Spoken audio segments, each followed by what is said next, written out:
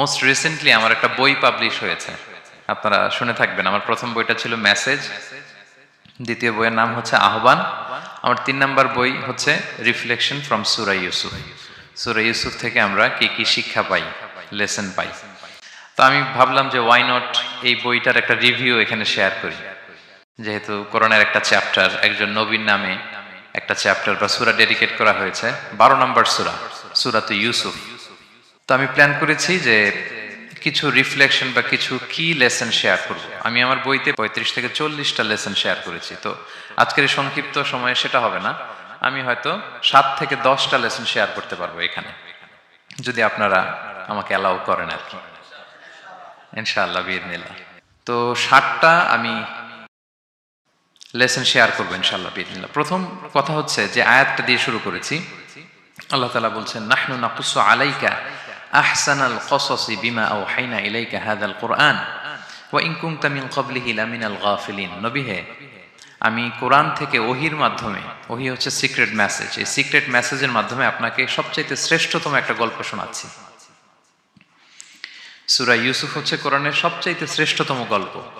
এই পৃথিবীতে যত গল্প হতে পারে, আপনারা রবীন্দ্রনাথ পড়েছেন, আপনারা বঙ্কিমচন্দ্র চট্টোপাধ্যায় পড়েছেন, আপনারা কেউ শেক্সপিয়র পড়েছেন, আপনারা গোটা বিশ্বের বড় বড় সাহিত্যিকদের বই পড়েছেন। যত সাহিত্য হতে পারে, যত স্টোরি হতে পারে, যত গল্প হতে পারে, এমনকি কোরআনের অন্যান্য গল্পগুলোর চেয়েও এটা শ্রেষ্ঠ, অনন্য, অনবদ্য, আনপ্যারালাল। একটা গল্প যে কত নান্দনিক হতে পারে, একটা গল্প কত জীবন্ত হয়ে মানুষের চোখে ধরা পড়তে পারে, সেটা আল্লাহ তাআলা শব্দের, আরবি শব্দের বুননে, ভাষার প্রাঞ্জলতা এই সূরাতে ফুটিয়ে তুলেছেন। এত সুন্দর একটা গল্প। তো আল্লাহ তাআলা বলছেন আহসানুল কসাস, মানে সবচাইতে শ্রেষ্ঠ গল্প নবী হে আপনাকে শোনাচ্ছি। গল্পকে আরবিতে বলে কিসসা, এর প্লুরাল হচ্ছে কসস। তো কিসসা বললেই মনে করবেন না যে এটা খারাপ জিনিস। অনেকে বলে আরে উনি তো কোরআন হাদিস দিয়ে কিছু বলে না, খালি কিচ্ছা বলে। কিসসা কিন্তু কোরআনে এসেছে, অনেক নবীর কসস কোরআনে এসেছে। তো সেটা যদি কোরআন থেকে কিচ্ছা হয় বা ঘটনা হয়, স্টোরি টেলিং হয়, দ্যাটস গুড, অ্যাপ্রিশিয়েটেড, রেকমেন্ডেড।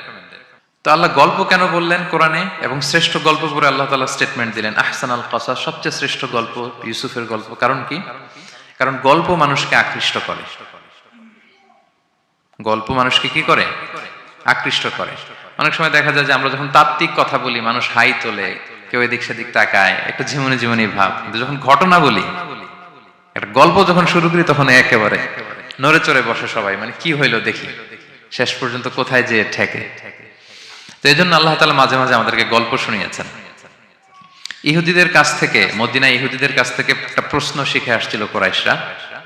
ওই প্রশ্নটা রাসূল সাল্লাল্লাহু আলাইহি ওয়াসাল্লাম করেছিল যে বনি ইসরাইলের, হে মুহাম্মদ, বনি ইসরাইলের লোকেরা তো থাকতো কানাআনে, মানে প্যালেস্টাইনে, তো বনি ইসরাইল মিশরে আসলো কিভাবে? তুমি যদি সত্য নবী হও বলো। আবার কেউ কেউ বলেছিল যে ইউসুফ আলাইহিস সালাম, ইয়াকুব আলাইহিস সালাম, ওনারা থাকতো প্যালেস্টাইনে, ওনারা মিশরে আসলো কি করে বলো। আবার সাহাবারা মাঝে মাঝে মক্কায় বলতেন, ইয়া রাসূলুল্লাহ, শুধু জান্নাত জাহান্নামের আয়াত, আখিরাতের আয়াত, তাওহীদ শিরকের আয়াত, এগুলো আমাদেরকে বলা হয়, কোনো ঘটনা কোরআনে বলা হয় না কেন? আমাদেরকে যদি একটা ঘটনা শোনাতেন, আমরা ইন্সপায়ার্ড হতাম। এই চাহিদা, এই প্রশ্নগুলোর আলোকে আল্লাহ তাআলা অ্যানসার হিসেবে সূরা ইউসুফকে নাজিল করেছেন। তাহলে শোনো, আহসানুল কসাস, একটা গল্প কত মাধুর্যময় হতে পারে শোনো।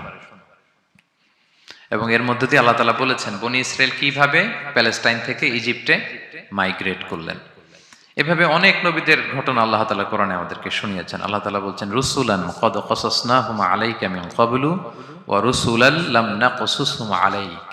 অনেক নবীর ঘটনা হে নবী আপনাকে আমি শুনিয়েছি, আবার অনেক নবীর ঘটনা আমি শোনাইনি। তো যেগুলো আমি শুনিয়েছি এগুলো আবার আপনি আপনার উম্মতদেরকে শোনান। ফাকসুসিল কসাসা লাআল্লাহুম ইয়াতাফাক্কারুন। আপনি এই কিচ্ছাগুলো, ঘটনাগুলো আপনার উম্মতকে শোনান, যাতে করে তারা চিন্তাশীল হতে পারে। তাহলে এটা হচ্ছে ইন্ট্রোডাক্টরি ডিসকাশন, প্রাথমিক কথা, যে গল্প মানুষকে আকৃষ্ট করতে পারে, এজন্য গল্প মানুষের মনে দাগ কাটে, এবং একটা গল্প কত পাওয়ারফুল হতে পারে, নান্দনিক হতে পারে, এটা এই সূরার মধ্য দিয়ে আল্লাহ তাআলা আমাদেরকে বুঝিয়েছেন। আমরা কিন্তু প্রায় মহামানবদের গল্প শোনাই, সফল মানুষদের গল্প শোনাই। মিডিয়াতে মাঝে মাঝে দেখবেন যে কিছু প্রোগ্রাম করে যে সফল মানুষদের গল্প। তো গল্পগুলো কেন বলে? তাদের সফলতার গল্প শুনলে নিজেরও সফল হতে মনে চায়, মানুষ মোটিভেটেড হয় সফল মানুষের স্টোরি শুনলে। এখানে আপনারা অনেক ব্যবসায়ী আছেন, জীবনের শুরুটা ছিল অনেক কষ্টের, তাই না? একটা সময় পাড়ি দিয়ে এখন very big business magnate in Kuala Lumpur, মাশাআল্লাহ, অনেক বড় ব্যবসায়ী। তা আপনার হিস্ট্রিটা যদি আমাদের সাথে শেয়ার করেন, গল্পটা যদি বলেন, তখন আমরা অনুপ্রাণিত হব। এজন্য আল্লাহ তাআলা কোরআনে আমাদেরকে গল্প শোনান। তো এই সূরা থেকে আমরা কি কি শিখি? প্রথম যে লেসনটা আমরা শিখি সেটা হচ্ছে, যেহেতু আমি একেবারে ক্রিম লেসনগুলো আপনাদের সামনে আনবো, পুরো সূরাটা কভার করা তো সম্ভব হবে না। প্রথম লেসন হচ্ছে সূরাত ইউসুফ থেকে, যে স্বপ্ন কারোর সাথে শেয়ার করতে নেই। স্বপ্ন যেটা মানুষ ঘুমিয়ে ঘুমিয়ে দেখে, এটাও স্বপ্ন। আবার আরেকটা আছে যেটা মানুষকে ঘুমাতে দেয় না, ওইটাও স্বপ্ন। স্বপ্ন যেটা মানুষ ঘুমায় দেখে, এটাও স্বপ্ন। আবার যেটা পাবার আকাঙ্ক্ষা মানুষকে ঘুমাতে দেয় না, ওইটাও কি? স্বপ্ন। ওটার ভিশন বলে। এই দুইটার একটাও কারোর সাথে শেয়ার করতে নেই। ঘুমের স্বপ্নও শেয়ার করবেন না, আর আপনার যে লং ভিশন ওইটাও শেয়ার করবেন না কারোর সাথে। এটা হচ্ছে প্রথম লেসন, স্বপ্ন শেয়ার করতে নেই। ছোট্ট ইউসুফ আলাইহিস সালাম স্বপ্ন দেখলেন, 11টা তারা, চাঁদ, সূর্য ওনাকে সেজদা করতেছে। এই স্বপ্ন দেখি তার বাবার সাথে শেয়ার করলেন, ইয়াকুব আলাইহিস সালামের সাথে। ইয়াকুব আলাইহিস সালাম বললেন, লা তাকুসুস রুইয়াকা আলা ইখওয়াতিকা ফায়াকিদু লাকা কাইদা। ইউসুফ, তুমি আমাকে বলেছো ভালো, কিন্তু তোমার ভাইদের বলতে যেও না আবার, তাহলে তারা তোমার প্রতি কি করবে? জেলাসি করবে, ষড়যন্ত্র করবে। আর নি'মাতু মাহসুদা, এটা পৃথিবীর চিরাচরিত নিয়ম। আপনি যদি কোনো ব্লেসিংস পান আল্লাহর পক্ষ থেকে, অন্যদের চেয়ে আপনি একটু ডিফারেন্ট হন, আপনার অনেক কিছু থাকে, এটা সবার ভালো লাগবে না। আপনার ভালো জিনিস সবার ভালো লাগবে না। আপনার এই ভালো জিনিসের কারণে অনেকে আপনাকে ঘৃণা করবে। সো স্পেশালি যদি কোনো ভালো স্বপ্ন দেখেন, এট দ্য সেম টাইম খারাপ স্বপ্ন যদি দেখেন, এটা আপনি শেয়ার করবেন না কারোর সাথে। কারণ স্বপ্ন এটা কেবলমাত্র মন মস্তিষ্ক প্রসূত কোনো বিষয় না। মুমিন জীবনে এটা অনেক অর্থবহ। মাঝে মাঝে স্বপ্নের মাধ্যমে আল্লাহ মানুষকে বার্তা দেয়, ইলহাম পাঠায় স্বপ্নের মধ্য দিয়ে। এজন্য বিজ্ঞ, প্রাজ্ঞ, শুভাকাঙ্ক্ষী কাউকে শেয়ার করা যায়। যার জ্ঞান নেই বা ব্যক্তিগত জীবনে পাপী, ভালো মানুষ নয় বা হিংসুক টাইপের, এদের কাউকে আপনার কখনো স্বপ্ন শেয়ার করবেন না। ভালো স্বপ্ন দেখলে শুকরিয়া করবেন আল্লাহর, আলহামদুলিল্লাহ, আল্লাহ কবুল করো। খারাপ স্বপ্ন দেখলে পানাহা চাবেন আল্লাহর কাছে। সুনানে তিরমিজিতে একটা বাব আছে, একটা চ্যাপ্টার, বাব লা তাকুসুর রুইয়া ইল্লা আলা আলিম আও নাসিহ। ভালো আলেম অথবা শুভাকাঙ্ক্ষী ছাড়া স্বপ্ন কাউকে বলতে যেও না, এই অনুচ্ছেদের নাম। এরপর এর কারণটা কি? কারণটা হচ্ছে ফাইন্না রুইয়া তাকাউ আলা মা তুআব্বার। স্বপ্নের ব্যাখ্যা যেমনটা করা হয় তেমনটাই হয়। আপনি একটা স্বপ্ন দেখলেন, একজনকে একটা বললেন, সে হুট করে একটা ব্যাখ্যা দিয়ে দিল, ওইটাই হয়ে যাবে। এটা আপনার জন্য ভয়ঙ্কর হয়ে যেতে পারে। লা ইউহাদ্দিসু বিহা ইল্লা লাবিবান আও হাবিবা। আপনার শুভাকাঙ্ক্ষী, আপনার বন্ধু, আপনার ভালো চায়, এদেরকে বলতে পারেন। কিন্তু যার এই ব্যাপারে জ্ঞান নেই, হুটহাট করে ব্যাখ্যা করবে, এরকম কাউকে বলা যাবে না। কারণ যেমন ব্যাখ্যা করা হবে তেমনটা হবে। ইউসুফ আলাইহিস সালাম ভালো স্বপ্নের ব্যাখ্যা জানতেন, ইয়াকুব আলাইহিস সালাম ভালো স্বপ্নের ব্যাখ্যা জানতেন, আল্লাহ রাসূল সাল্লাল্লাহু আলাইহি ওয়াসাল্লাম ভালো স্বপ্নের ব্যাখ্যা জানতেন। আবু বকর রাদিয়াল্লাহু তাআলা আনহু সাহাবীদের মধ্যে সবচেয়ে ভালো স্বপ্নের ব্যাখ্যা জানতেন। ইভেন রাসূল সাল্লাল্লাহু আলাইহি ওয়াসাল্লাম মাঝে মাঝে স্বপ্ন দেখে আবু বকরকে বলতেন, দেখি ব্যাখ্যা করো তো তুমি। তাবেঈদের মধ্যে মুহাম্মদ ইবনে সিরিন খুব ভালো স্বপ্নের ব্যাখ্যা জানতেন। এক লোক এসে মুহাম্মদ ইবনে সিরিনকে বলল যে, আমি দেখলাম আমার ছেলে পানি খেতে খেতে পেটটা এত বড় হয়ে গেছে। এই একই স্বপ্ন আরেকটা লোকও দেখলো, দেখে এক মূর্খের কাছে জিজ্ঞেস করলো। সে বলল, সর্বনাশ, এত বড় পেট হয়ে গেছে, তোমার ছেলে তো মারা যাবে। ঠিকই কদিন পরে ছেলেটা মারা গেল। আর একই স্বপ্ন দেখে এই লোক মুহাম্মদ ইবনে সিরিনকে জিজ্ঞেস করেছিল, উনি বলেছেন যে তোমার ছেলে তো অনেক বড় আলেম হবে। ঠিক তাই হয়েছে, ওই ছেলে অনেক বড় আলেম হয়েছে। তো ফাইন্না রুইয়া তাকাউ আলা মা তুআব্বার। স্বপ্নের ব্যাখ্যা তেমন হয় যেমন এটার ব্যাখ্যা করা হয়। রাসূল সাল্লাল্লাহু আলাইহি ওয়াসাল্লাম একবার স্বপ্নে দেখলেন যে তিনি, ওনাকে দুধ দেয়া হয়েছে, বাটিতে দুধ খাচ্ছেন, পরে আঙ্গুলের ফাঁক থেকে দুধ বেরোচ্ছে। এই সামান্য একটু দুধ রাসূল সাল্লাল্লাহু আলাইহি ওয়াসাল্লাম উমরে ফারুককে দিলেন। সাহাবারা বললেন, মাযা আউয়ালতা বিহি ইয়া রাসূলুল্লাহ, এটা তাওয়িল কি? তখন বললেন, আউয়ালতু বিহি আল ইলম, এটা দিয়ে আমি জ্ঞান বুঝিয়েছি। মানে উমরে ফারুকের আল্লাহ তাআলা অনেক জ্ঞান দিবে। স্বপ্নে কেউ দুধ খাচ্ছেন, এটা আপনার জ্ঞানের প্রতীক। রাসূল সাল্লাল্লাহু আলাইহি ওয়াসাল্লাম স্বপ্নে দেখলেন লোকজন দাঁড়ানো, কারো গায়ের জামা এতটুকু, কারো এতটুকু, কারো হাঁটু পর্যন্ত, আর উমরে ফারুক জামা একেবারে টেনে হিচড়ে যাচ্ছে। তো সাহাবারা বললেন, মাযা আউয়ালতা বিহি ইয়া রাসূলুল্লাহ, এই স্বপ্নের তাওয়িল কি, ব্যাখ্যা কি? রাসূল সাল্লাল্লাহু আলাইহি ওয়াসাল্লাম বললেন আউয়ালতু বিহি আদ-দীন আত-তাকওয়া, এটা দ্বারা আমি দিনদারি বুঝিয়েছি। মানে ওমরে ফারুকের দিনদারি অনেক বেশি। স্বপ্নে কেউ ছোট জামা দেখলে তার দিনদারি কমতেছে, এটার একটা আলামত। তো এই জন্য হুট করে স্বপ্নের কথা কাউকে শেয়ার করতে নেই। রাসূল সাল্লাল্লাহু আলাইহি ওয়াসাল্লাম ফজরের সালাতের পরে মসজিদে নববীতে সালাম ফিরিয়ে সাহাবাদের দিকে মুখ ফিরিয়ে বসতেন, তাসবিহ পড়তেন, এরপর জিজ্ঞেস করতেন হাল রাআ আহাদুম মিনকুম আল বারিহাতা রুইয়া, গত রাতে কেউ কোনো স্বপ্ন টপ্ন দেখেছে নাকি? তো তখন সাহাবারা এই স্বপ্ন বলতেন, রাসূল সাল্লাল্লাহু আলাইহি ওয়াসাল্লাম ব্যাখ্যা করতেন। সুবহানাল্লাহ, কত সৌভাগ্যবান ছিলেন তারা। তাহলে স্বপ্ন বলা যাবে নাকি কাউকে? শুধু মুরাদ ভাই বলবে না, বাকিরা বলবে? স্বপ্ন বলবেন কাউকে? না। খুবই শুভাকাঙ্ক্ষী, আপনার একেবারে ক্লোজ ফ্রেন্ড, তাকে বলতে পারেন। আর অনেক বড় আলেম যিনি ভালো ব্যাখ্যা করতে পারবেন, আপনাকে গাইড করতে পারবেন, তাকে বলবেন। এছাড়া বলা যাবে না। আর খারাপ স্বপ্ন তো বলাই যাবে, আল্লাহ তাআলার কাছে পানা চাইতে হবে। তাহলে ঘুমিয়ে ঘুমিয়ে যেটা দেখি এটা কারোর কাছে বলা যাবে না। আর যেটা পাওয়ার আকাঙ্ক্ষা মানুষকে ঘুমাতে দেয় না, ওইটাও একটা স্বপ্ন। বলে না যে আমার জীবনের স্বপ্ন আমি এটা করব, এটাও স্বপ্ন। এই ভিশনও শেয়ার করা যাবে না কারোর সাথে। আপনারা তো ব্যবসায়ী মানুষ, টিপস শিখাই দেয় কিছু। বিশাল বড় একটা কিছু প্রজেক্ট নিছেন, শুরু করার আগে আপনি বলে ফেলছেন, শেষ, আর এটা হবে না। দেখবেন যে এখান থেকে কনস্পিরেসি, ওইখান থেকে শত্রুতা, ওইদিকে এটা করছে ওইটা করছে, আপনি আর আগাতেই পারবেন না। দুঃখজনক হলেও সত্য, আমরা বাংলাদেশিরা তো এগুলোতে অভ্যস্ত। সবার মধ্যে কম বেশি জেলাসি কাজ করে ন্যাচারালি, আমাদের বাংলাদেশিদের এটা আরো বেশি। আমি আমার প্রায় আলোচনাতে বলি যে আমাদের জাতীয় খেলা হাডুডু হওয়ার কারণ হচ্ছে এই খেলার ধরনটাই এমন, একজন সামনে যেতে চায়, 10 জন পা ধরে পিছনে টানতে চায়। তো একটা গল্প শুনেছিলাম এরকম, যে এক লোক জাহান্নাম ভিজিট করতে গেছে। এক এক দেশের লোকদের জন্য এক এক জাহান্নাম, প্রত্যেক জাহান্নামের উপর একজন রক্ষী ফেরেশতা। তো দেখতেছে যে একটা জাহান্নামের আশেপাশে কোনো রক্ষী ফেরেশতা নেই। তো বললো যে সব জাহান্নামের উপরে রক্ষী ফেরেশতা যাতে বেরোতে না পারে কেউ, এই জাহান্নামের কোনো রক্ষী ফেরেশতা নাই কেন? এটা কোন দেশের? বলতেছে এটা বাংলাদেশের জাহান্নাম। কেউ যদি কোন রকম বের হইতে চায়, বাকিরা টেনে আবার ঢুকায় ফেলবে, বেরোয়া যাবে না এখান থেকে। তো এটা নাকি বাংলাদেশের জাহান্নাম। এটা জাস্ট একটা মজার ছলে গল্প করলাম আর কি। তা আপনি আপনার ভিশন শেয়ার করলে বিপদে পড়ে যাবেন। আপনি প্রপার হোমওয়ার্ক করবেন, গ্রাউন্ড ওয়ার্ক করবেন, কাউন্সিলিং করবেন, প্রজেক্ট দাঁড় করাবেন, লঞ্চিং প্রোগ্রামের দিন সবাইকে জানাবেন। সব রেডি, এবার আর কেউ কিছু করতে পারবেন, এটা দাঁড়ায় গেছে, সব রেডি আমার। লঞ্চিং জাস্ট একটা ফর্মালিটিস, তারপরে আমার কাজ শুরু হবে। কিন্তু আপনি আগেই যদি সবাইকে জানায় ফেলেন, হবে এটা? হবে না। এটা হচ্ছে 1 নাম্বার লেসন, স্বপ্ন শেয়ার করতে নেই। এই লেসনটাকে ক্লিয়ার প্রিয় ভাই এবং বোনেরা? আচ্ছা, মুভিং অন, 2 নম্বরে চলে যাই। সূরা ইউসুফের 2 নাম্বার লেসন হচ্ছে চরিত্র হচ্ছে মানব জীবনের সবচেয়ে দামি সম্পদ, আপনার ক্যারেক্টার। আমরা ছোটবেলায় পড়েছি না যে when money is lost nothing is lost, health is lost something is lost, character is lost, সব শেষ।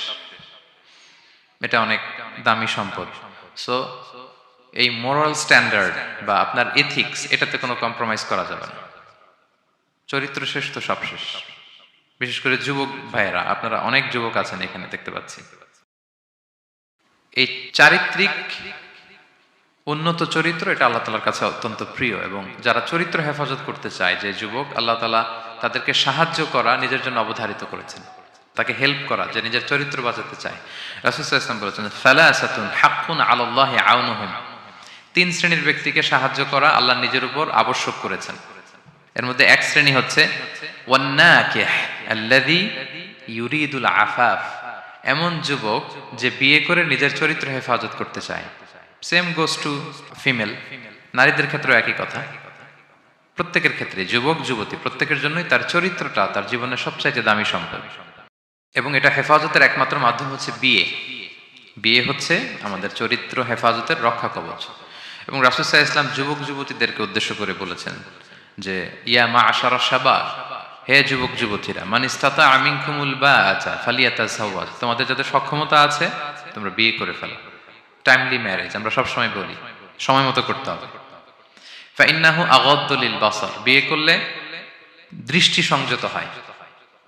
ওয়া আহসানু লিল ফারাজ, প্রাইভেটস এটা হেফাজতে থাকে, লজ্জাস্থান। ওমান লাম ইয়াস্তাতি', যদি কারো সক্ষমতা না থাকে, ফাআলাইহি বিস-সাওম, সে যেন রোজা পালন করে ফাইন্নাহু লাহু বিজা, এটা তার জন্য ঢাল স্বরূপ। তাহলে অন টাইমে ম্যারেজের কথা রাসূল সাল্লাল্লাহু আলাইহি ওয়াসাল্লাম আমাদেরকে বলেছেন। এবং এই যৌবন এটা কিন্তু একটা হিউজ এনার্জি। আপনাদের নামও তো দিয়েছেন কি Bangladeshi young business community Malaysia presents. তো আপনারা হচ্ছেন সবাই এখানে যুবক, তাগড়া যুবক। এই যৌবন 5টা প্রশ্নের উত্তর না দিয়ে কিয়ামতের ময়দানে মানুষ পা নাড়াতে পারবে না। এর মধ্যে একটা প্রশ্ন হচ্ছে তোমার জীবনের যে মাহেন্দ্রক্ষণ যৌবন, এটা তুমি কিভাবে কাজে লাগিয়েছো, তোমার ইয়ুথ, এটার ব্যাপারে আপনি জিজ্ঞাসিত হবেন। সো এই যৌবনটা এটা আমাদের কাছে আমানত। এজন্য রাসূল সাল্লাল্লাহু আলাইহি ওয়াসাল্লাম অসংলগ্ন দৃষ্টিপাত করতে আমাদেরকে নিষেধ করেছেন, দৃষ্টি যাতে আমরা হেফাজত করি। এবং তিনি বলেছেন 2টা অঙ্গের গ্যারান্টি যদি আমাকে কেউ দেয় যে এই 2 অঙ্গের পাপ কেউ করবে না, আমি নবী তাকে জান্নাতের গ্যারান্টি দেই। মাইয়াদমান লি মা বাইনা লিহিয়াইহি ওয়া মা বাইনা রিজলাইহি আদমান লাহুল জান্নাহ। 2 অঙ্গ কোনটা? 2 চোয়ালের মাঝখানে যেটা থাকে মানে জিহ্বা, আর হচ্ছে 2 পায়ের মাঝখানে যেটা থাকে মানুষের প্রাইভেট। এই 2 অর্গান, 2 অঙ্গের পাপ যদি কেউ করবে না বলে আমি নবীকে গ্যারান্টি দেয়, আমি নবী তাকে জান্নাতের গ্যারান্টি দেই। এই 2 অঙ্গ দিয়ে বেশি পাপ হয় মানুষের, খেয়াল করে দেখবেন বেশি পাপ হয়। তো এই জন্য ইসলাম বিবাহ বহির্ভূত সকল সম্পর্ককে হারাম করেছে, বিয়েকে হালাল করেছে। বিয়ের মধ্যে প্রশান্তি আছে, প্রাপ্তি আছে, দায়িত্বশীলতা আছে। অনেকে বলে যে আমি লিভ টুগেদার করবো, এখানে ইসলামের এত সমস্যা কেন? আমি আমার সূরা নূরের একটা লাইভ সিরিজ করতেছি, ওখানে বিস্তারিত বলেছি যে এখানে অনেক সমস্যা আছে। আপনি এই বাংলাদেশের পার্সপেক্টিভে যদি বলি, ঢাকা মেডিকেলের ডাস্টবিনে প্রায় নবজাতক বাচ্চা পাওয়া যায়, পত্রিকায় আসে, হয় জীবিত নয় মৃত। তো ওই যে বাচ্চাটা যে আপনি প্রাণ নষ্ট করলেন, এই অধিকার কি আমার আছে? নাই। কারো প্রাণ হরণের অধিকার তো আমার নেই। আরে বাচ্চাটা যদি জীবিত থাকে, এবার তার লাইফটা দেখেন কিরকম, কত হ্যাসেল। তার কোনো হিস্ট্রি নাই, তার হিস্ট্রি ইজ মিসিং। তার বাবা নাই, তার মা নাই। আমাদের প্রত্যেকের বাবা মা আছে, আমাদের একটা জেনেটিক্যাল ইনহেরিটেন্স আছে। আমার 14 পুরুষের জেনেটিক্যাল অ্যাট্রিবিউটস নিয়ে আমি বড় হয়েছি, আমার হিস্ট্রি আছে, তার হিস্ট্রি মিসিং। আর ইসলাম লিনিয়েজ মানে বংশকে প্রিজার্ভ করাকে খুব গুরুত্ব দেয়, এটা জরুরি। আমি একটা মেয়েকে বিয়ে করব, ওর বাবাকে দাদাকে না জানলে আমি কিভাবে বুঝবো যে তার হিস্ট্রি কি? একটা ছেলেকে কেউ বিয়ে করবে, তার বাপ দাদা 14 পুরুষ হিস্ট্রি না জানলে, তার গ্রাম নাই, তার নাম নাই, তার পরিচয় নাই। তো এই জন্য ব্যাপারটা যত সহজে আমরা বলি যে লিভ টুগেদার করলে অন্যের সমস্যা কি, মিউচুয়াল কনসেন্ট তো আছে, পারস্পরিক সম্মতির ভিত্তিতে রিলেশন হলে সমস্যা কোথায়? এইখানে সমস্যা। লিনিয়েজ প্রিজার্ভ করা যায় না, তার রাইটস ভায়োলেট হয়। ছোট্ট ছেলে মেয়েরা তাদের মায়ের আদর পাবে, বাবার আদর পাবে, এটা তার অধিকার না? তো যে ছেলেটা ডাস্টবিনে পড়ে রইলো, লেটস সে কোনো অরফ্যান হাউস তাকে নিয়ে আসলো, এতিমখানা, তো সে কি বাবা মায়ের আদরটা পায়? এই ছোট্ট ছেলে নিজের জামা নিজে ধোয়, নিজের কাপড় চোপড় নিজে গুছায়, তার বাবা নাই মা নাই। সে বাইরে বেরোলে দেখে অন্যান্য বাচ্চাদেরকে মা বাবা কত আদর করে, তার হিস্ট্রি সে জানে না। তো কত বড় অপরাধ আপনি করছেন দেখছেন? এজন্য বিবাহ বহির্ভূত সকল সম্পর্ককে ইসলাম হারাম ঘোষণা করে, বিয়েকে ইসলাম বৈধ করেছে।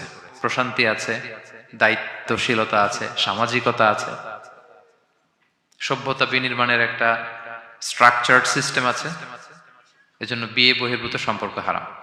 আপনারা জানেন যে সুন্দরী জুলাইখা ইউসুফ আলাইহিসসালামকে পাপের প্রস্তাব দিয়েছিল, নিষিদ্ধ প্রেমের প্রস্তাব দিয়েছিল। 7টা দরজা বন্ধ করে ওয়া গাল্লাকাতিল আবওয়াবা ওয়া ক্বালাত হাইতা লাক, 7 দরজা লক করে বলেছিল এসো। আর তখন ইউসুফ আলাইহিস সালাম যে শব্দটা উচ্চারণ করেছিলেন, এটা গোটা বিশ্বের যুবকদের জন্য একটা মহৌষধ। তিনি বলেছিলেন মাআযাল্লাহ, যেটা আমরা বলে অভ্যস্ত, আমরা বলি নাউযু বিল্লাহ, সেম থিং, একই জিনিস। আল্লাহ আমি তোমার কাছে পানাহ চাই। এরকম ইনবক্সে যদি প্রস্তাব আসে, এরকম মেসেজ যদি আসে, পাপের কোনো হাতছানি যদি আসে, আমরা সাথে সাথে কি বলবো? মাআযাল্লাহ। কি বলবো? মাআযাল্লাহ, আল্লাহ এই পাপ থেকে আমি বাঁচতে চাই, আল্লাহ আমি পানাহ চাই।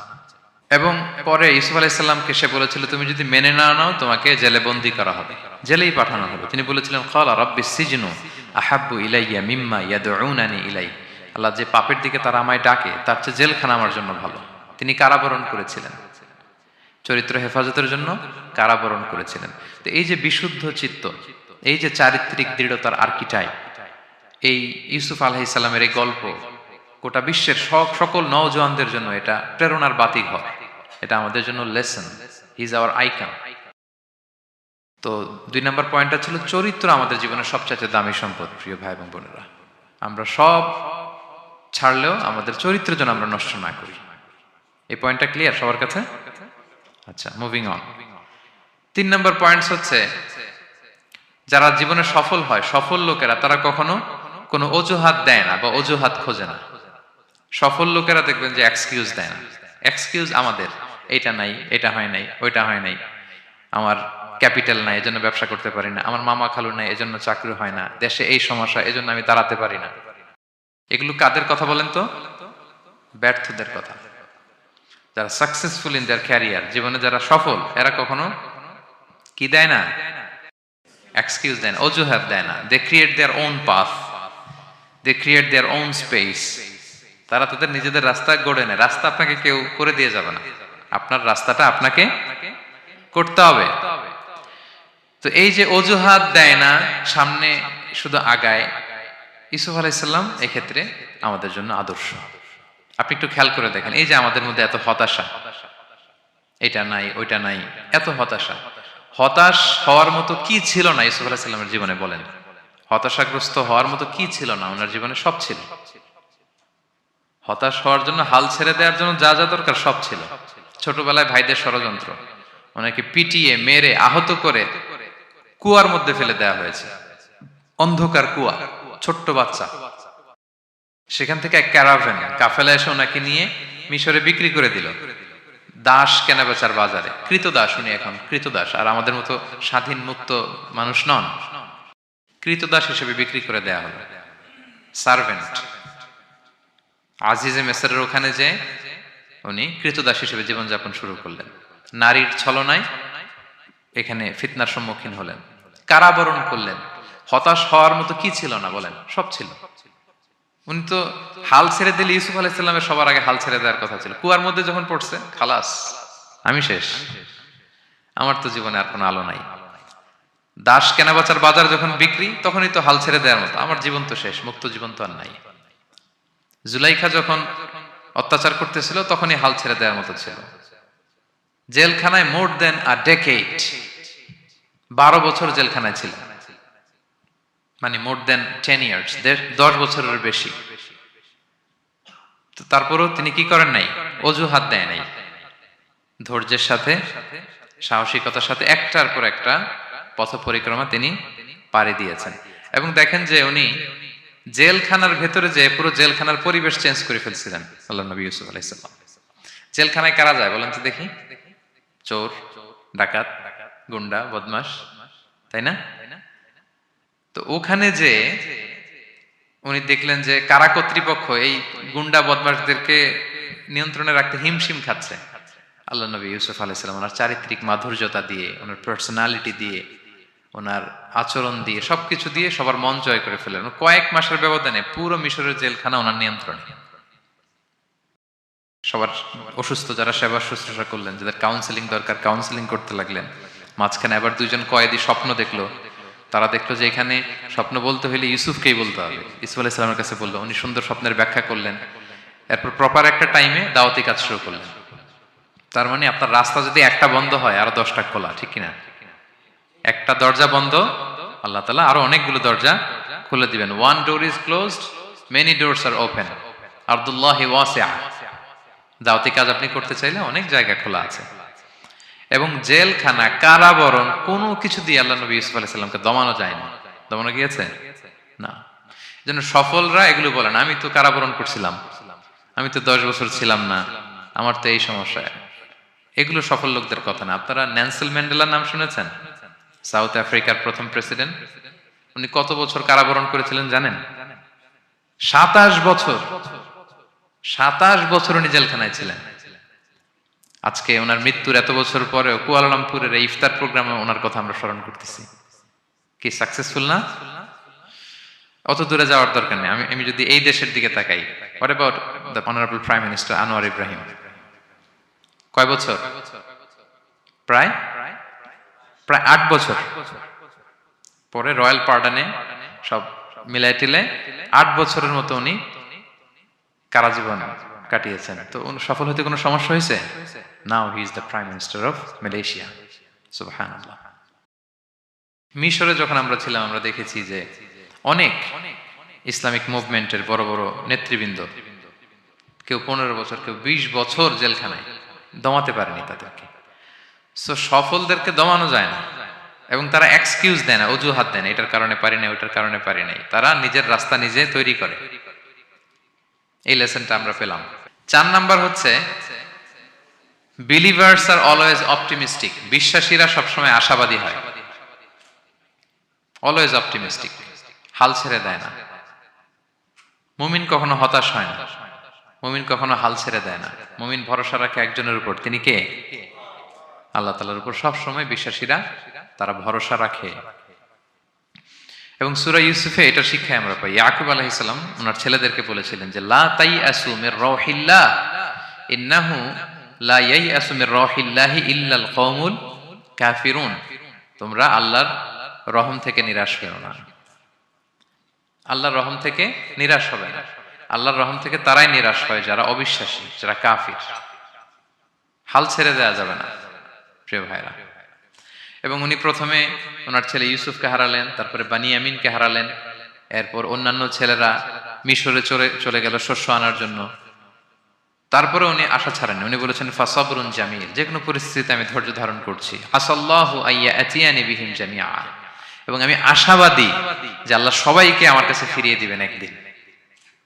সবাই ওনারা পাগল বলতো, যে কি বলেন আপনি, বয়সের ভারে নুজ্জ হয়ে আপনি পাগলের মতো বলতেছেন ইউসুফ ইউসুফ ইউসুফ। কোথায় সেই ইউসুফ? ওকে তো নেকড়ে খেয়ে ফেলেছে। কারণ ইউসুফের ভাইয়ের একটা গল্প সাজিয়েছিল, সন্ধ্যাবেলা এসে বলেছিল, বাবা আমরা তো খুব যত্নবান ছিলাম, কিন্তু নেকড়ে বাঘ তো খেয়ে ফেলেছে ইউসুফকে।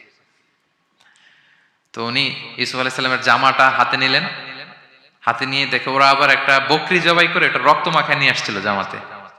তো উনি বললেন যে ইউসুফকে কোন নেকড়ে খেলো যে ইউসুফকে খেয়ে ছিন্ন বিচ্ছিন্ন করে ফেললো, আমার ইউসুফের জামার মধ্যে তো কোনো আঁচল লাগলো না, জামার তো ডানে বায়ে কোথাও ছিঁড়া দেখতে পাচ্ছি না, শুধু রক্ত। এ কেমন নেকড়ে বাঘ, ইউসুফকে খেয়ে ফেললো কিন্তু ইউসুফের জামা ছিঁড়ল না।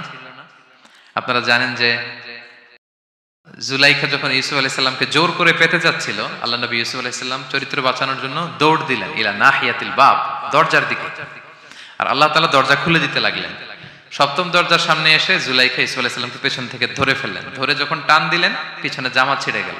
তো সামান্যই জোরাজোরিতে জামা ছিঁড়ে যায়, আর একটা নেকড়ে একটা মানুষকে চিড়ে কুটে খাবে, তার জামা ছিঁড়বে না? ছিঁড়বে। ওই জামা দেখেই উনি আন্দাজ করে ফেলছেন যে এটা মিথ্যা কথা, আমার ইউসুফকে নেকড়ে বাঘ খায়নি। এই যে অপরাধীরা যখন অপরাধ করে, তারা সব আলামত মুছতে পারলো, একটা আলামত বাকি থেকে যায়। কোনো না কোনো আলামত থাকবে যেটা রেশ ধরে সিআইডিরা, ক্রিমিনাল ইনভেস্টিগেশন ডিপার্টমেন্টের লোকেরা, তারা অপরাধীকে শনাক্ত করে ফেলে। তো ছোটবেলায় ইউসুফ আলাইহিস সালামকে হারালেন, এরপরে বানিয়ামিনকে হারালেন, এরপরে ছেলেরা গেল শস্য আনতে, কেউ নাই ওনার পাশে। কিন্তু উনি বললেন যে আমি বিশ্বাস করি, আমি আশাবাদী। উনি বলেছিলেন আমি আশাবাদী যে আল্লাহ তাআলা সবাইকে একদিন আমার কাছে ফিরিয়ে দেবেন, এবং তাই হয়েছে। সবাইকে আল্লাহ তাআলা ওনার কাছে এনে দিয়েছিলেন, এবং ওনারা সবাই মিশরে চলে গিয়েছিলেন। এক মহা পুনর্মিলন হয়েছিল পিতা পুত্রের সেদিন, দীর্ঘ প্রায় 30-40 বছর পর। তো এই জন্য আমরা সবসময় আশাবাদী থাকবো, optimistic, never be pessimistic, try to B optimistic always. সবসময় আপনি আশাবাদী হবেন। রাসূল সাল্লাল্লাহু আলাইহি ওয়াসাল্লাম সবসময় আশাবাদী থাকতেন। যে কোনো একটা দিকে নেগেটিভিটি থাকবে, পজিটিভিটি থাকবে, আপনি কোনটা নেবেন?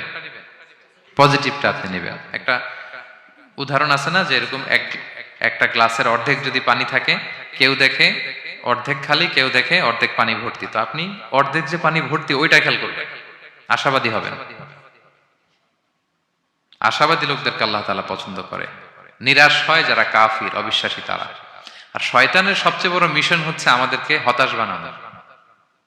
আমাদেরকে কি বানানো? সে আমাদেরকে হতাশ বানাইতে পারলে সে সাকসেসফুল।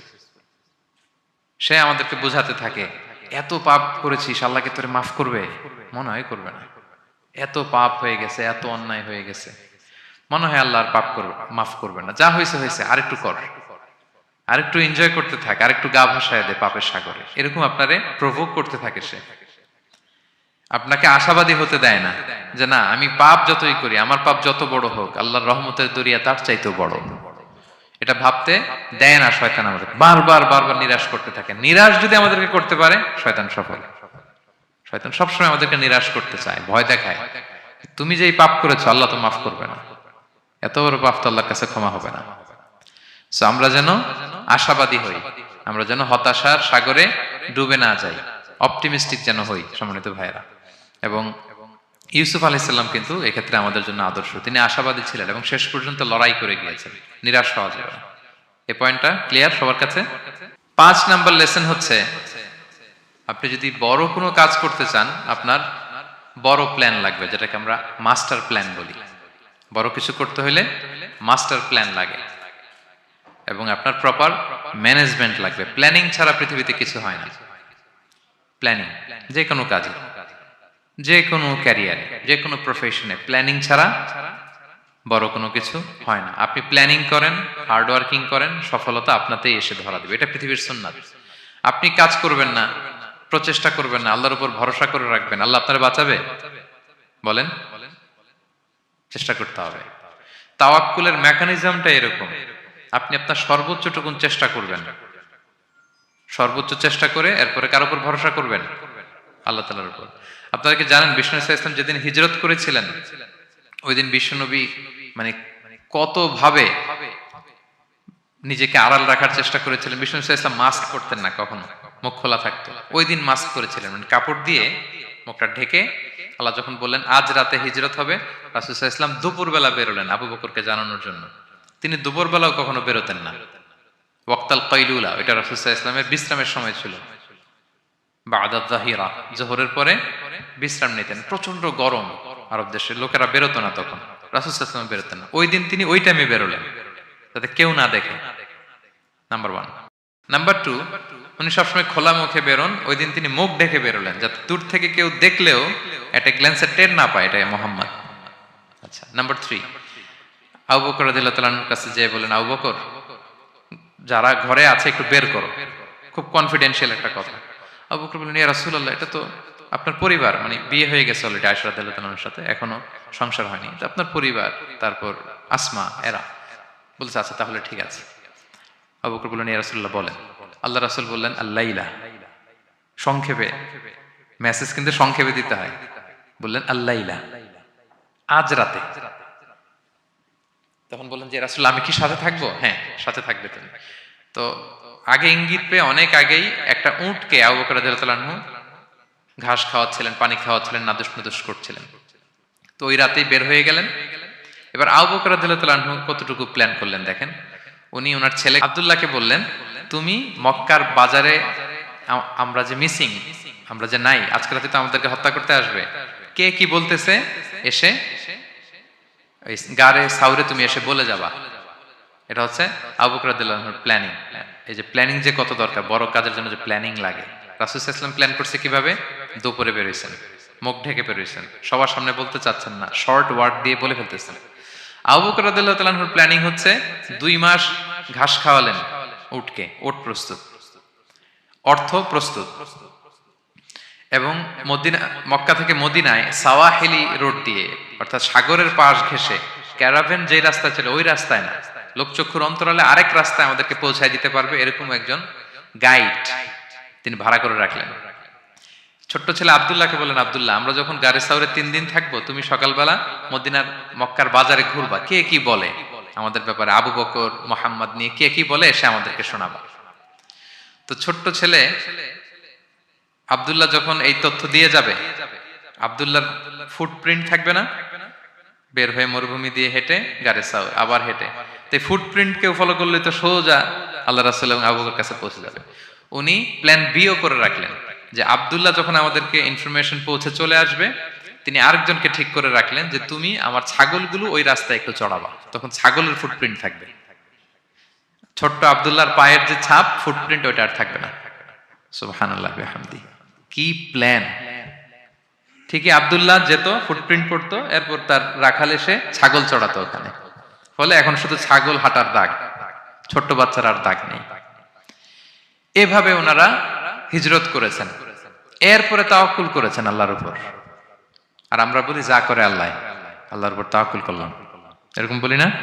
যা হবে হবে, এটা তাওয়াক্কুল হয়েছে? আমরা টিপিক্যাল বাঙালি মুসলমানরা কি বলতাম, আমি আল্লাহর নবী, আমি কাফেরদের নাকের ডগার উপর দিয়ে যাব, দেখি কে ঠেকায়, কার শক্তি বেশি, কুরাইশদের শক্তি বেশি না আল্লাহর শক্তি বেশি, এরকম বলতাম না? যে আমি রাতের বেলায় কেন যাব, আমি দিনের বেলায় আবু জাহেলের নাকের ডগার উপর দিয়ে হেঁটে যাব, দেখি কার শক্তি বেশি, আমার আল্লাহ বড় নাকি আবু জাহেল বড়। এরকম সস্তা কিছু আবেগিক কথা আমরা বলতাম। কিন্তু বিষ্ণু ঈসা ইসলাম কিরকম প্ল্যানিং করেছেন দেখেন, ওনার রোলটা উনি প্লে করেছেন এবং সব শেষে ভরসা করেছেন কার উপর? আল্লাহ তাআলার উপর। তাহলে প্ল্যানিং, বড় কাজ করতে হলে আপনাকে প্ল্যানিং লাগবে। উনি কি প্ল্যান করলেন শোনেন। উনি যখন জেলখানায় ছিলেন, রাজা একটা স্বপ্ন দেখলেন যে 7টা গাভী হৃষ্টপুষ্ট, তাদেরকে গিলে খেয়ে ফেলতেছে 7টা জীর্ণ শীর্ণ গাভী, আর 7টা সবুজ গমের শীষ, 7টা শুকনো গমের শীষ। এই অদ্ভুত স্বপ্ন দেখে উনি হয়রান, ঘুম ভেঙে গেল, ডাকলো সবাইকে, কেউ স্বপ্নের ব্যাখ্যা বলতে পারে না। সবাই বলতেছে আদগাস আহলাম, এটা অলীক স্বপ্ন, এর ব্যাখ্যা আমরা জানি না। তখন একজন বলল, রাজার যে সাকিল মালিক, সে বলল একজন আছে জেলখানায় আমার সাথে পরিচয় হয়েছিল, তার নাম ইউসুফ, ও পারবে। ইউসুফ আলাইহিসসালামকে বলা হলো, ইউসুফ আলাইহিসসালাম ব্যাখ্যা দিলেন, 15 বছরের মাস্টার প্ল্যান জানাই দিলেন রাজাকে। কয় বছরের? উনি বললেন যে প্রথম 7 বছর কি করবা, ক্বালা তাজরাউনা সাবআ সিনিনা দাআবা। প্রথম 7 বছর উনি বললেন যে একটা দুর্ভিক্ষ আসছে, ভয়ঙ্কর দুর্ভিক্ষ, ড্রট। এই দুর্ভিক্ষের কারণে গোটা বিশ্বে খাদ্য সংকট দেখা দিবে। নেক্সট 7 ইয়ার্স মিশরের সব জায়গায় কাল্টিভেটেড ল্যান্ড যেগুলো আছে চাষ করতে হবে ইচ্ছে মতো। এই 7 বছর চাষ করতে হবে, খেতে হবে কম, জমায় রাখতে হবে বেশি। এরপরের 7 বছরে কোনো বৃষ্টি হবে না, মারাত্মক দুর্ভিক্ষ, মাটি ফেটে চৌচির, পানি নাই কোথাও। ওই জমিয়ে রাখা প্রথম 7 বছরের খাবার দিয়ে পরের 7 বছর আপনাদেরকে ট্যাকেল দিতে হবে। এরপরে 7-7-14 শেষে 15তম বছরে প্রচন্ড বৃষ্টি হবে, সুজলা সুফলা, শস্য শ্যামলা হয়ে যাবে মিশরের অলি গলি সবকিছু। তাহলে প্ল্যান করলেন, মাস্টার প্ল্যান করলেন কয় বছরের? 15 বছর। রাজা শুনে তো অবাক, বলতেছে সর্বনাশ, এই লোক কোথায় ছিল? নিয়ে আসতে চাইলেন, উনি বললেন না, আমি বেরোবো না, আমাকে মিথ্যা অপবাদ দিয়ে কারাবরণ দেওয়া হয়েছিল, আগে ওটা সেটেল করেন। ওটা সেটেল করা হলো, গোটা মিশরবাসী জানলো, বিনা অপরাধে কারাবরণ। এরপর উনি বেরোয় আসলেন। সাথে সাথে রাজা বলল, আপনাকে আমি আমার একেবারে কাছের লোক, ব্যক্তিগত সহকারী বানাবো। উনি বললেন না, ইন্নী হাফিজুন আমিন, আমি হচ্ছি হাফিজ, যে কোনো জিনিস ভালো প্রিজার্ভ করতে পারি। এই যে আলনি আলা খাজাইনিল আরদ, আপনি আমাকে ফিনান্স মিনিস্টার বানান। তার মানে অনেক সময় নিজের ঢোল নিজের পেটাতে হয়।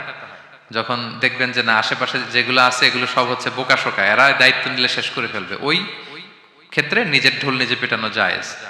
তো ইউসুফ আলাইহিস সালাম দেখলেন যে আমি যদি এটার রেসপন্সিবিলিটি নেই, তাহলে এই মাস্টার প্ল্যান আমি বাস্তবায়ন করতে পারবো। উনি বললেন, আমাকে ফিনান্স মিনিস্টার অফ ইজিপ্ট বানান, অর্থ মন্ত্রণালয়ের দায়িত্ব দেন। দেয়া হলো ওনাকে, এবং রাজাও দেরি করলেন না, মুহূর্তের মধ্যে ফিনান্স মিনিস্টারের দায়িত্ব দিয়ে দিলেন। এটাকে বলে ম্যারিটোক্রেসি। ইংরেজিতে কি বলে? ম্যারিটোক্রেসি, মানে পদ দেয়া হবে মেরিটের ভিত্তিতে। সিঙ্গাপুরের 3টা বা 4টা ন্যাশনাল পলিসির মধ্যে একটা হচ্ছে ম্যারিটোক্রেসি। তারা এত আগায় যায় কেন? ছোট্ট সিঙ্গাপুর আগায় যাচ্ছে এত। তারা ওই জহুর বারু থেকে পানি নিয়ে ওইটারে প্রসেসিং করে ড্রিঙ্কিং ওয়াটার বানায়, আবার জহুর বারুর কাছে ড্রিঙ্কিং ওয়াটারের বোতল বিক্রি করে। কিন্তু পানি নিছিল কোত্থেকে? জহুর বারু থেকে। জহুর বারু থেকে নিয়ে রিফাইন করে মিনারেল ওয়াটার এবং ড্রিঙ্কিং ওয়াটার 2 ধরনের বোতলজাত করে ওদের কাছে 3 ডবল দামে বিক্রি করে। This is called merit. আর সিঙ্গাপুরের রাষ্ট্রীয় পলিসির মধ্যে একটা হচ্ছে ম্যারিটোক্রেসি, মানে মেরিটের ভিত্তিতে পদ পাবে। এখানে চাচা মামা খালুর ফোন কলে কাজ হবে না, এখানে দলীয় কোনো কিছুর কাজ হবে না। এজন্য এরা হু হু করে আগাচ্ছে শুধু সামনের দিকে। এই ম্যারিটোক্রেসির ফর্মুলা ফলো করেছিলেন দ্য কিং অফ ইজিপ্ট। তিনি দেখলেন যে এক কারাগারে ছিল, কয়েদি ছিল, that's not a big deal. সে যে মাস্টার প্ল্যান দিছে, আমার ইজিপ্টকে বাঁচাতে হলে একে লাগবে আমার, মুহূর্তের মধ্যে ফিনান্স মিনিস্টার। অবাক করা কাহিনী, 12 বছর জেল খাটা লোক বেরোয় finance minister. This is called meritocracy. তারপর আল্লাহ নবী ইউসুফ আলাইহিস সালাম এভাবে বাস্তবায়ন করলেন। তো এই জন্য আমাদেরকে বড় প্ল্যানিং করতে হবে এবং রিসোর্স ম্যানেজমেন্ট জানতে হবে। আমার অনেক কিছু আছে, কিন্তু আমি এটাকে ম্যানেজ করতে জানি না, আপনি সফল হতে পারবেন না। আপনার অ্যাসেট আছে, টাকা আছে, নলেজ আছে, কিন্তু আপনি ম্যানেজ করতে জানেন না। আপনার ম্যানেজমেন্ট না থাকলে সফলতা আসবে না, বিশেষ করে যখন এটা গভর্নমেন্ট রিসোর্সের ব্যাপার আসে। গভর্নমেন্ট রিসোর্সকে এটা চমৎকার ভাবে ম্যানেজ করতে হয়। আপনারা কি জানেন পৃথিবীতে ডেইরি প্রোডাক্টের জন্য কোন দেশ সবচেয়ে বিখ্যাত? ডেইরি, হ্যাঁ হ্যাঁ, নিউজিল্যান্ড। আর এখানে অস্ট্রেলিয়া। এখানে ডাচ লেডি একটা দুধ আছে, খান আপনারা? ডাচ লেডি কোন দেশের? নেদারল্যান্ডের বা হল্যান্ডের। হল্যান্ডে যেই পরিমাণে গরু আছে, ইথিওপিয়াতে তার 5 গুণ বেশি গরু আছে। আফ্রিকান একটা কান্ট্রি আছে ইথিওপিয়া, হল্যান্ডের 5 গুণ বেশি গরু তাদের দেশে। কিন্তু পৃথিবীতে ডেইরি ফ্যাক্টরিতে হল্যান্ড আগানো ইথিওপিয়ার চেয়ে 10 গুণ বেশি আগানো। কারণ ওদের গরু বেশি কিন্তু ম্যানেজমেন্ট নাই, কিভাবে ডেইরি প্রোডাক্ট ওরা বের করবে, এই রিসোর্স ম্যানেজমেন্টটা জরুরি। আমাদের বাংলাদেশে আল্লাহ তাআলা অনেক রিসোর্স দিয়েছেন, এটার ম্যানেজমেন্ট নেই। আমাদের এই যে Cox's Bazar the longest sea beach, অনেককে বললে চিনেও না। আমি অনেক জায়গায় বলেছি যে গর্ব করে যে আমাদের তো লংগেস্ট সি বিচ, জানো? কোথায় আবার এটা লংগেস্ট সি বিচ? চিনেই না কক্সবাজারকে। কিন্তু আমাদের ট্যুরিজম মিনিস্ট্রি কিন্তু এই রিসোর্স গুলোকে ম্যানেজ করে গোটা বিশ্বের ট্যুরিস্টদেরকে অ্যাট্রাক্ট করতে পারতো না? ম্যানেজমেন্টের দুর্বলতা। আমাদের সিলেটে যে হিল ট্রাক্টস এরিয়া, পাহাড়ি এরিয়া, চা বাগান, এটা অনেক বড় ট্যুরিস্ট অ্যাট্রাকশন হতে পারতো। আমাদের বান্দরবানে একবার একটা ক্যাবল কার বানাইছিল, এটা কয়েক সপ্তাহের মধ্যে ছিঁড়ে পড়ছে। এই ঘটনা শুনলে বিদেশিরা তো দূরের কথা, আপনি উঠবেন ওটাতে আপনার বাচ্চা কাচ্চা নিয়ে? তা আমরা তো গেন্টিং হাইল্যান্ডে গেলেই ক্যাবল কারে উঠি। লাঙ্কাবিতে গেলে এই যে স্কাই কেবলে আমরা উঠি না? কি পাওয়ারফুল ক্যাবেল দিয়ে, এত সুন্দর ম্যানেজমেন্ট, এত সুন্দর সেফটি সিকিউরিটি দিয়ে ওরা এটাকে ম্যানেজ করেছে, গোটা বিশ্বের ট্যুরিস্টদেরকে আকৃষ্ট করতেছে। ওটার উপরে উঠলে আন্দামান দ্বীপপুঞ্জগুলো দেখা যায়। আপনারা যাবেন লাঙ্কাবির ওই ক্যাবল কারে, মালয়েশিয়ার সবচেয়ে উঁচু ক্যাবল কার, স্কাই ক্যাবল, ব্রিজ আছে একটা। তো এই যে আমাদেরকে আকৃষ্ট করে এগুলো, কারণ they know how to manage their resources. Government লেভেলে এই রিসোর্স ম্যানেজমেন্টটা জরুরি, যেটা আল্লাহ নবী ইউসুফ আলাইহিস সালাম আমাদের চোখে আঙ্গুল দিয়ে দেখিয়েছেন। প্ল্যানিং লাগবে, মাস্টার প্ল্যানিং লাগবে, গ্রাউন্ড ওয়ার্ক লাগবে, এরপরে আপনি কাজে নামবেন। যে কোনো বড় কাজ করার আগে, যেহেতু আপনারা ব্যবসায়ী, তো আমি তো ব্যবসা বুঝি না, একটু জাস্ট শেয়ার করতেছি আর কি আপনাদের সাথে, যদি কাজে লাগে আপনাদের। যে কোনো বড় প্রজেক্ট করার আগে সর্ট অ্যানালাইসিস করতে হয়। নাম শুনেছেন না আপনারা? হ্যাঁ, সর্ট নাম শুনেছেন? আজকে শুনে যান। SWOT, সর্ট অ্যানালাইসিস করতে হয়। S for strength, W for weakness, O for opportunities, T for threats. আপনি একটা বড় কাজ করার আগে সর্ট অ্যানালাইসিস করতে হয় যে আমার এই কাজের স্ট্রেংথ কতটুকু আছে, আমার উইকনেস কি কি আছে, কি কি সমস্যা হতে পারে, এরপর অপরচুনিটিস কি কি থাকতে পারে, তারপর এই কাজ আমি দাঁড় করালে, প্রজেক্ট দাঁড় করলে কি কি থ্রেট আমাকে এখানে বাধাগ্রস্ত করতে পারে। এই গ্রাউন্ড ওয়ার্ক করার পরে এরপর আপনি বড় মাস্টার প্ল্যান নিয়ে আপনার প্রজেক্ট শুরু করবেন। প্ল্যানিং বড় প্রজেক্টের জন্য অনেক জরুরি, এবং রিসোর্স ম্যানেজমেন্ট, বিশেষ করে গভর্নমেন্ট রিসোর্সের ক্ষেত্রে এটা খুবই জরুরি। এবং আল্লাহ নবী ইউসুফ আলাইহিস সালামের জীবনী থেকে এই লেসন কিন্তু আমরা পাই। এই পয়েন্টটা কি ক্লিয়ার সবার কাছে? 5 নাম্বার পয়েন্ট একটু কঠিন হয়ে গেল নাকি? ক্লিয়ার? 6 নাম্বার পয়েন্ট হচ্ছে এ দাঈ ইজ অ্যান অপরচুনিটি সিকার। আল্লাহ নবী ইউসুফ আলাইহিস সালামের জীবনী থেকে আমরা শিখতে পারি যে একজন দাঈ হচ্ছে সুযোগ সন্ধানী, পজিটিভ অর্থে আর কি। যখন প্রপার টাইমিংটা হবে তখন সে দাওয়া দিবে, তখন সে তার মেসেজটা ড্রপ করবে, তখন সে তার বার্তাটা দিবে। কিন্তু এটা আমাদের দেশে খুবই ল্যাকিং। আমাদের দায়ীরা দেখা যায় যে মানে খুবই অসহনশীল। সহনশীলতা আমাদের দায়ীদের মধ্যে বাংলাদেশে কম। মাইক্রোফোন পেলেই ও কাফের, ও জাহান্নামী, ও বাতিল, সবাইরে জাহান্নামে পাঠায়, উনি একাই জান্নাতে যেতে চায়। তো সবাই একসাথে গেলে আরো মজা হইতো না বেশি? কি বলেন? হ্যাঁ, এখানে আপনারা কেউ নাই, আমি একা আসছি, ঘুরতেছি, খাচ্ছি, এটা কি ভালো লাগবে আমার? এই যে আপনারা সবাই আসতেছেন, গেট টুগেদার হচ্ছে, এটাই না আনন্দ। তো সবাইরে জাহান্নামে পাঠায় আমি একা জান্নাতে গেলে এটা মজা হবে? এটা বুঝাবে কে ওনাদের? কথায় কথায় সে বাতিল, সে কাফির, সে গোমরা, আর উনি একাই শুধু ভালো। এটা দাঈর বৈশিষ্ট্য নয়। আরব শায়েখরা বলেন যে নাহনু দুআত লাসনা কুদাত, আমরা দাঈ, আমরা জাজ নই। আমাদের দাঈরা দাঈর চেয়েও জাজ হতে চায় বেশি, খুব জাজমেন্টাল, আমরা খুব বেশি অ্যাটাকিং কথা বলি, আমরা অন্যকে নাকচ করে দেই, বাতিল করে দেই। এটা দাঈর কাজ নয়। দাঈর কাজ শুধু পৌঁছে দেওয়া। দাঈর কাজ কি? ওমা আলাইনা ইল্লাল বালাগ ওমা আলার রাসূলি ইল্লাল বালাগুল মুবিন লাস্তা আলাইহিম বিমুসাইতির নবী আপনাকে দারোগা বানিয়ে পাঠায়নি, আপনি পিছনে পিছনে ঘুরবেন। ফালা আল্লাকা বাকিউন আলা নাফসিকা আলা আসারিহিম ইল্লাম ইউমিনু বিহাদাল হাদিসে আসাফা। মানে নবী আপনি তো পাগল হয়ে যাবেন ওদের পিছনে ঘুরতে ঘুরতে, ওরা ঈমান আনে না কেন, ওরা জান্নাতি হবে না কেন, এত পেরেশান তো হওয়ার দরকার নাই। আপনার কাজ শুধু পৌঁছে দেওয়া। হেদায়েত দেয়া না দেয়ার মালিক কে? আল্লাহ। ইন্নাকা লা তাহদি মান আহবাবতা ওয়ালাকিন্নাল্লাহা ইয়াহদি মান ইয়াশা। নবী আপনি যাকে চান হেদায়েত দিতে পারবেন না। আপন চাচা আবু তালেব এত ভালোবাসতো রাসূল সাল্লাল্লাহু আলাইহি ওয়াসাল্লামকে, ফিনান্সিয়াল সাপোর্ট, পলিটিক্যাল সাপোর্ট সব দিয়েছেন, রাসূল ভালোবাসতেন ওনাকে। মৃত্যু সজ্জায় শুয়ে আছে, চাচা একবার বলেন আশহাদু আল্লা ইলাহা ইল্লাল্লাহ ওয়া আশহাদু আন্না মুহাম্মাদুর রাসূলুল্লাহ, আমি বাকিটা আল্লাহর সাথে বুঝবো। উনি সবশেষে বললেন আলা মিল্লাতি আব্দুল মুত্তালিব, আমি আব্দুল মুত্তালিবের শিরকি বিশ্বাসের উপর শেষ নিঃশ্বাস ত্যাগ করলাম। তো রাসূল সাল্লাল্লাহু আলাইহি ওয়াসাল্লাম চাইলেও দিতে পারে? পারে না। তা আপনি দাঈ, আপনি এরকম জাজমেন্টাল কেন হবেন? আপনি এরকম অন্যকে নাকচ কেন করবেন? আপনার কাজ তো শুধু পৌঁছে দেওয়া। আমাদের কাজ কি? একজন দাঈ মোটেও জাজমেন্টাল হবে না, তিনি শুধু পৌঁছে দিবেন এবং প্রপার টাইমিং এর অপেক্ষায় থাকবেন। ইউসুফ আলাইহিস সালাম জেলখানায় ঢুকেই লা ইলাহার দাওয়াত দেননি, আগে সবার মাঝে নিজের একটা শক্ত অবস্থান নিশ্চিত করেছেন। যখন দেখলেন যে না কেউ বিপদে পড়লে ওনার কাছে আসে, পরামর্শ চাইলে ওনার কাছে আসে, উনি ভাবলেন এই তো আমার টাইম। এরপর উনি শুরু করলেন, মানে তাওহীদের কথাকে, শিরককে উচ্ছেদ করে তাওহীদ প্রতিষ্ঠার কথা এত সুন্দর আপনি সূরা ইউসুফের মধ্যে যেভাবে পাবেন অন্য কোথাও এরকম পাবেন না। অনেক সুন্দর করে এখানে তিনি দাওয়াত দিয়েছেন। তো দায়ীর কাজ হচ্ছে প্রপার টাইমিংটা করা।